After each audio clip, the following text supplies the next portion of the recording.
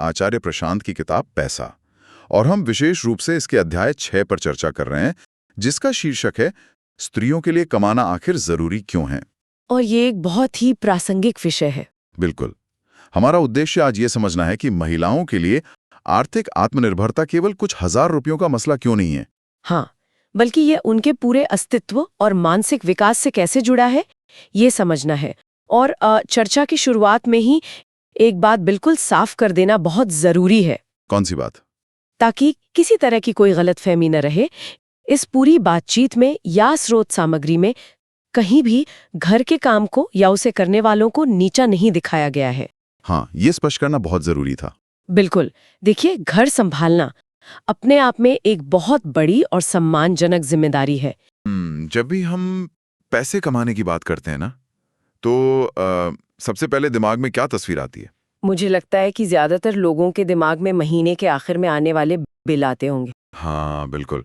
Bill, घर की EMI, बच्चों की फीस या भविष्य के लिए थोड़ी बहुत बचत। सही कहा। मतलब ये पूरा मामला ना बहुत गणितीय और सीधा साधा लगता है। हमने काम किया, पैसे लिए और अपनी जरूरतें पूरी कर ली। एक सिंपल सा लेन देन है ना। ऊपरी तौर पर देखने में तो ऐसा ही लगता है। लेकिन आज की हमारी इस गहन चर्चा में हम एक ऐसा सवाल उठाने वाले हैं जो इस पूरी सोच को ही शायद पलट कर रखते। अच्छा। हाँ, मतलब क्या हो अगर पैसा कमाना सिर्फ बिल भरने का जरिया ना हो? क्या हो अगर ये हमारी पहचान, हमारे वजूद, हमारे आत्मविश्वास और दुनिया की असलियत से जुड़े रहने का सबसे अहम हिस्सा हो? ये तो सोचने वाली बात है। यहाँ जिस मुख्य मुद्दे को छेड़ा गया है वो है दूसरों पर पूरी तरह निर्भर रहना, जिसे थोड़ा भारी शब्द में हम पराश्रयता कह सकते हैं। पराश्रयता? हाँ। मतलब पूरी तरह से किसी और पर डिपेंडेंट हो जाना। हाँ। और जब हम आर्थिक रूप से किसी और पर पूरी तरह टिक जाते हैं ना, तो उसका असर केवल हमारे बैंक बैलेंस पर नहीं पड़ता। तो फिर कहाँ पड़ता है? वो निर्भरता धीरे धीरे हमारे फैसले लेने की ताकत, हमारी सोचने समझने की क्षमता को कमजोर कर देती है। मतलब दुनिया को देखने के हमारे नजरिए को ना वो एक दीमक की तरह चाट जाती है। बाप रे, दीमक की तरह। ये बात तो सच में बहुत चुभने वाली है। अगर ये निर्भरता इतनी ही खतरनाक है तो इतने सारे लोग और खासकर महिलाएं इसमें फंसती क्यों हैं? यही तो सबसे बड़ा सवाल है। मतलब क्या ये सिर्फ उनकी अपनी कोई कमी है, या फिर हमारा समाज और हमारी परिस्थितियां ही कुछ इस तरह डिजाइन की गई हैं कि वे उन्हें इसी कोने में धकेल देती हैं? ये ज्यादातर परिस्थितियों और समाज की बनावट का ही नतीजा है। हाँ, क्योंकि स्रोत में जो शुरुआती बात कही गई है वो हमारे रोजमर्रा की जिंदगी की एक बहुत ही कड़वी सच्चाई है। हाँ। मतलब जरा सोचिए, एक शादी होती है। हाँ, पति किसी दूसरे शहर में काम करता है। अब जाहिर सी बात है, किसी एक को अपनी नौकरी छोड़कर दूसरे के पास जाना होगा। और ये एक अनकहा नियम है कि नौकरी हमेशा लड़की ही छोड़ती है। बिल्कुल। पति अपनी नौकरी, अपना शहर कभी नहीं छोड़ता। और अगर कोई महिला अपना व्यवसाय शुरू करना चाहे तो कहानी और भी मुश्किल हो जाती है। हाँ, बिजनेस में जो दौड़ धूप होती है ना। वही तो, बिजनेस के लिए जो दौड़ धूप करनी पड़ती है, सप्लायर से मिलना, मार्केट में धक्के खाना, समाज उसे लड़कियों का काम ही नहीं मानता। सही कहा। और इसी सामाजिक बनावट से बोझ पैदा होता है, मतलब डबल बर्डन, दोगुना बोझ। हाँ, मान लीजिए एक महिला ने समाज की इन अनकही बंदिशों को तोड़ दिया और वो बाहर काम करने लगी, तो क्या समाज उसे शाबाशी देता है? मुझे नहीं लगता। बिल्कुल नहीं। समाज उससे ये उम्मीद बांध लेता है कि अगर तुम बाहर जा रही हो तो जाओ, लेकिन घर का काम भी उसी परफेक्शन के साथ होना चाहिए। मतलब बाहर का भी देखो और घर का भी। हाँ, यानी अगर आप बाहर दौड़ धूप कर रही हैं तो साथ ही साथ घर की रसोई, बच्चे और मेहमान भी आपको ही देखने हैं। अब देखिए, इंसान मशीन तो है नहीं। सही बात है। जब ये दोगुना बोझ किसी के कंधों पर आता है तो शारीरिक और मानसिक थकान के कारण बाहर के काम में सफलता मिलने की संभावना स्वाभाविक रूप से कम होने लगती है। ठीक है, चलिए इसके हर पहलू को खोलकर देखते हैं। ये तो बिल्कुल ऐसा है जैसे हम एक दौड़ की कल्पना करें। एक रेस। हाँ, इस दौड़ में पुरुष बिल्कुल खाली हाथ, हल्के फुल्के कपड़ों में पूरी आजादी के साथ दौड़ रहे हैं। उनका पूरा ध्यान सिर्फ फिनिश लाइन पर है। बिल्कुल। लेकिन उसी ट्रैक पर महिलाओं को दौड़ने के लिए कहा जा रहा है और साथ ही उनके कंधों पर घर की जिम्मेदारियों, रिश्तेदारों की उम्मीदों का एक 20 किलो का भारी बैकपैक पहना दिया गया। अरे ये बहुत ही सटीक उदाहरण है। हाँ, और सबसे बड़ी विडंबना देखिए, अगर वो उस भारी बैकपैक के साथ दौड़ते हुए थक जाती हैं या रेस में पीछे रह जाती हैं, तो बाहर खड़े लोग कोई सहानुभूति नहीं दिखाते, बल्कि उल्टा ताना मारते हैं। हाँ, ताना मिलता है कि देखा, इनसे बाहर का कोई काम तो होता नहीं, चली थी बहुत फन्नेखां बनने, लो पैसा भी डुबो दिया और घर भी खराब किया। और इस ताने के पीछे की साइकोलॉजी समझना बहुत जरूरी है। समाज केवल मजाक नहीं उड़ा रहा है, वो ताना असल में एक हथियार है। एक हथियार? हाँ, एक मनोवैज्ञानिक दबाव जो महिला को वापस घर की चार दीवारी में धकेलने के लिए इस्तेमाल किया जाता है। किताब में मातृत्व यानी मदरहुड के दौर का भी जिक्र है। वो तो एक बहुत ही स्वाभाविक पड़ाव है जीवन का। बिल्कुल, मातृत्व एक बहुत ही खूबसूरत पड़ाव है, लेकिन अक्सर इसके कारण महिलाओं को महीनों या कई बार सालों तक अपने पेशेवर जीवन से ब्रेक लेना पड़ता है। हाँ, ये तो होता है। इसके लिए लेखक ने एक बहुत ही गहरी और सटीक उपमा दी है। तलवार को जंग लग जाता है। हाँ, जब कोई भी इंसान, चाहे वो पुरुष हो या महिला, इतने लंबे समय तक अपनी पेशेवर जिंदगी या अपनी स्किल से दूर रहता है, तो उसकी मानसिक धार कुंद होने लगती है। मतलब जो एक तेजी होती है काम करने की, वो खत्म होने लगती है। बिल्कुल, कॉर्पोरेट या बिजनेस की दुनिया में जो एक फुर्ती चाहिए होती है, वो धीमी पड़ जाती है। तलवार को जंग लग जाना, ये सुनते ही एक अजीब सी घबराहट महसूस होती है, क्योंकि वो जंग सिर्फ काम के हुनर पर नहीं लगता, वो इंसान के आत्मविश्वास पर लगता है। बिल्कुल सही कहा आपने। और उससे भी ज्यादा खतरनाक स्थिति तब पैदा होती है जब उस जंग लगे होने की अवस्था में एक अजीब सा आराम मिलने लगता है। आराम?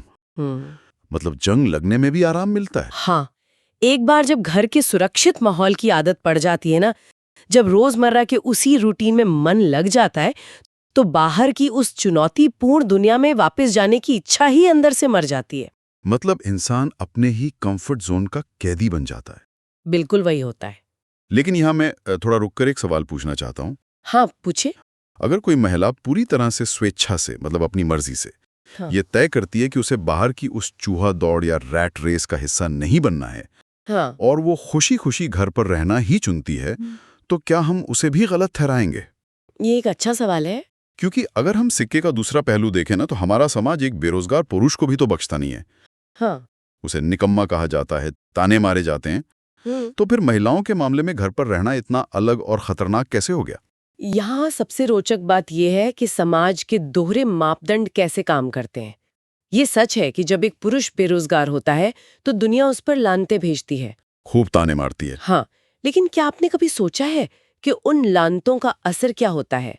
वे ताने असल में उसके लिए एक अलार्म क्लॉक, एक कैटलिस्ट यानी उत्प्रेरक का काम करते हैं। मतलब वो ताने उसे जगाने का काम करते हैं? बिल्कुल, अपने डूबते हुए अहंकार को बचाने के लिए ही सही, उसे बिस्तर से उठना पड़ता है, बाहर निकलना पड़ता है, धक्के खाने पड़ते हैं और कुछ ना कुछ कमाना पड़ता है। हाँ, वो घर में खाली नहीं बैठ सकता है। वो लानत उसे जिंदा रखती है। लेकिन एक बेरोजगार औरत के मामले में स्थिति बिल्कुल उलट है। कैसे? उसे कोई ताना नहीं मारता।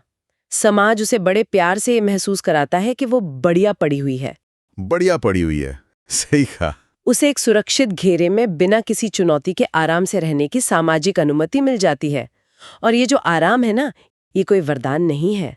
तो क्या है? ये असल में एक बहुत ही मीठा जहर है। एक ऐसा जाल है जिसमें फंसकर व्यक्ति अपनी क्षमता, अपना विकास और अपनी स्वतंत्रता सब कुछ चुपचाप खो बैठता है। बाप रे! तो समाज बाहर एक दोगुना बोझ डालता है जिससे काम करना सजा लगने लगता है, और घर के अंदर एक ऐसा सुरक्षित माहौल देता है जो असल में एक जाल है।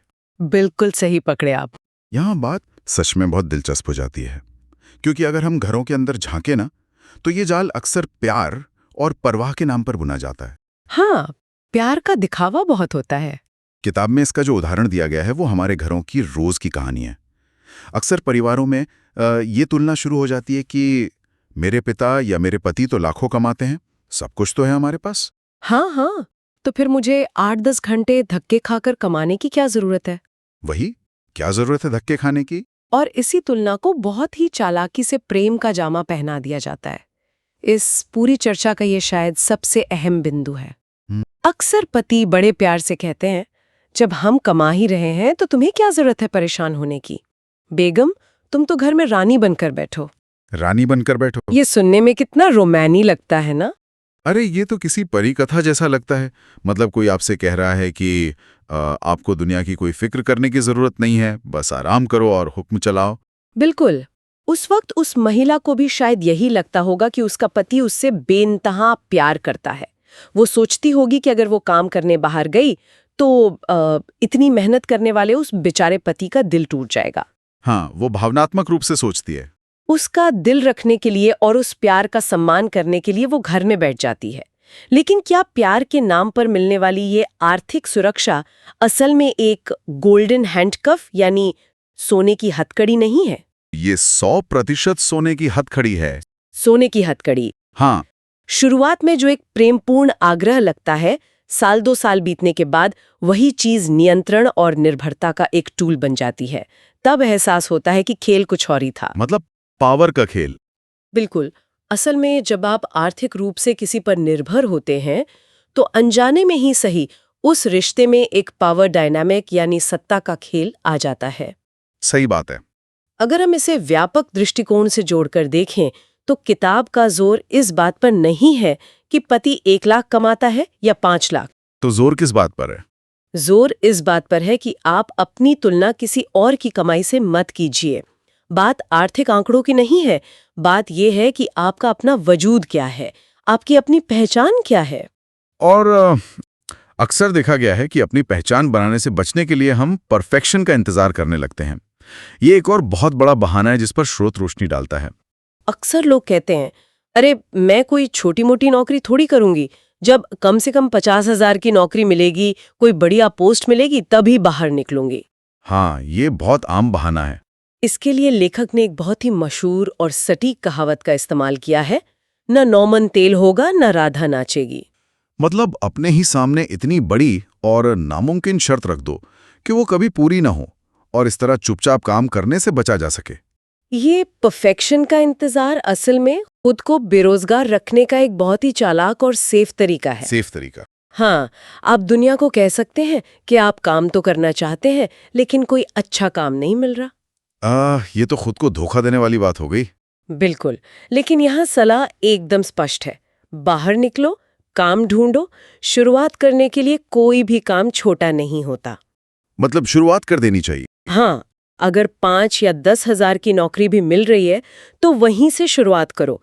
सबसे महत्वपूर्ण यह है कि जो निवाला आपके मुंह में जा रहा है वो आपकी अपनी पसीने की कमाई का होना चाहिए। अपनी पसीने की कमाई। जब आप खुद कमाते हैं तो आपके खड़े होने का अंदाज, आपके बात करने का तरीका, आपका आत्मविश्वास सब कुछ बदल जाता है। ये तो है। ये छोटा सा कदम ही उस मानसिक गुलामी और निर्भरता की बेड़ियों को तोड़ने की असली शुरुआत है। ये बहुत ही पावरफुल बात है। मतलब पैसा सिर्फ एक कागज नहीं है, वो आपकी आवाज है। बिल्कुल सही कहा। लेकिन चलिए एक पल के लिए मान लेते हैं कि कोई बाहर जाता ही नहीं है, कोई घर में ही पूरी तरह से सुरक्षित है, खुश है, उसे कोई ताना भी नहीं मार रहा। ठीक है। तो इस सब का असल मतलब क्या है? पैसा क्यों कमाना चाहिए से एक कदम आगे बढ़कर अगर हम सोचें तो क्या सिर्फ घर में सिमट कर रह जाने का हमारे व्यक्तित्व या हमारे दिमाग पर कोई गहरा असर पड़ता है? इसका असर इतना गहरा होता है कि इंसान को खुद पता नहीं चलता कि वो अंदर से कितना सिकुड़ गया है। सिकुड़ गया है। हाँ, लगातार घर की 4 दीवारी में घुसे रहने से इंसान का व्यक्तित्व कुंठित हो जाता है, स्टंटेड रह जाता है। और इसका कारण समझना बहुत जरूरी है। तो क्या कारण है इसका? देखिए, घर के काम में अपने आप में कोई बुराई नहीं है। बुराई इस बात में है कि उस काम की प्रकृति, उसका नेचर ऐसा है जिसमें कोई विकास नहीं है, उसमें कोई प्रमोशन नहीं होता।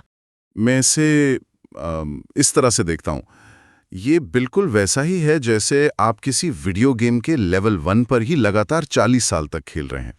अरे वाह, क्या उदाहरण दिया है ना? हाँ।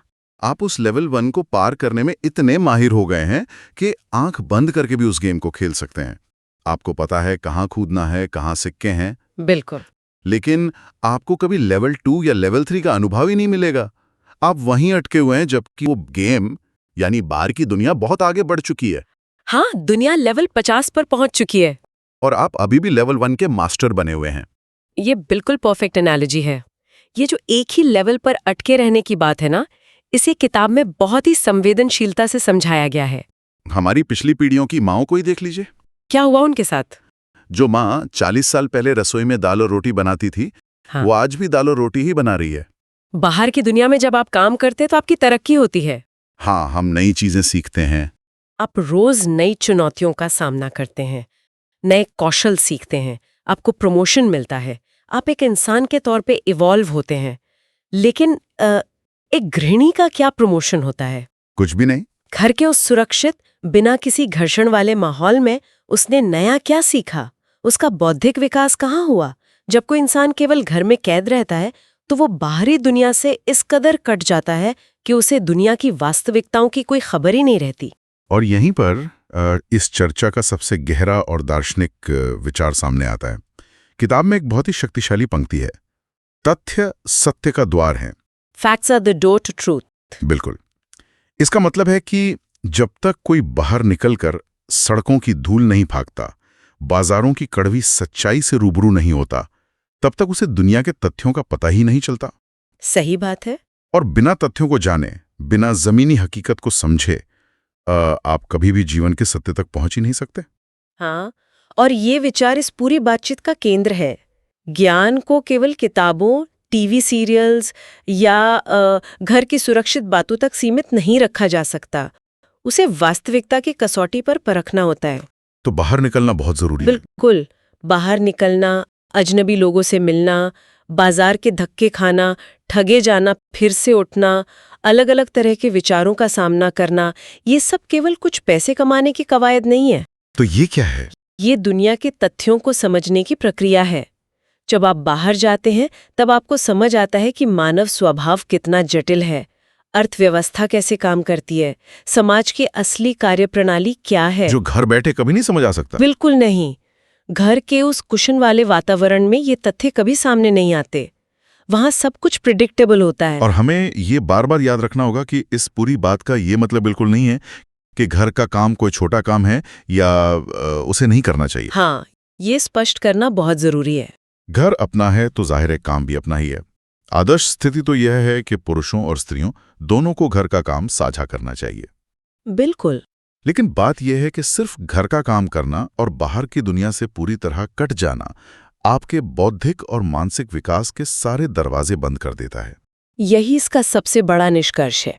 आर्थिक आत्मनिर्भरता का मतलब सिर्फ ये नहीं है कि आपके पास अपना बैंक बैलेंस हो। हाँ, इसका सीधा संबंध आपकी मानसिक और बौद्धिक स्वतंत्रता से है। बाहर की दुनिया का अनुभव, उसकी चुनौतियां और उसके वो धूल फांकना जिसका जिक्र हमने किया, वो महिलाओं के लिए भी उतना ही अनिवार्य है जितना कि पुरुषों के लिए। बिल्कुल अनिवार्य है। क्योंकि अंततः जो निवाला हम खाते हैं वो अगर हमारी अपनी मेहनत और अपनी कमाई का होता है, चाहे वो कमाई संख्या में कितनी भी छोटी क्या ना हो, तो वो हमें एक आत्मसम्मान देता है जिसे दुनिया की कोई भी सोने की हथकड़ी नहीं दे सकती।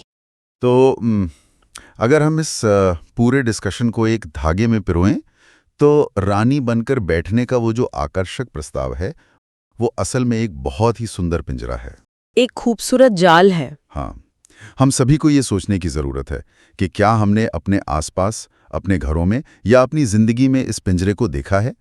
क्या आर्थिक निर्भरता ने कभी किसी के आत्मविश्वास को, उसकी दुनिया को समझने की क्षमता को धीरे धीरे खत्म किया है?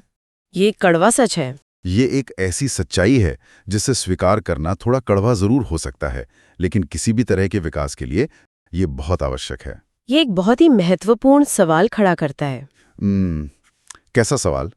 देखिए, आज हमने बात की कि बाहर निकलना, बाजारों को समझना और सड़कों की धूल फांकना हमारी बौद्धिक वास्तविकता को समझने के लिए कितना जरूरी है। हाँ, बिल्कुल। लेकिन आज के इस तेजी से बदलते हुए डिजिटल दौर में, जहां वर्क फ्रॉम होम और रिमोट वर्क का चलन इतना बढ़ गया है, वहां इस सोच का क्या होगा?